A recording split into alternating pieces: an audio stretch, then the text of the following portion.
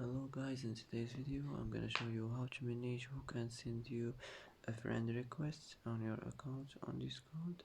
Easy and quick.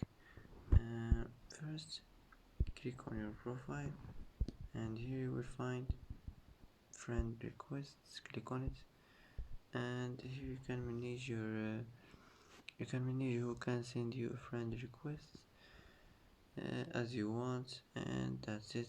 That's how to manage who can send you a friend request, easy and quick. And that's it for today.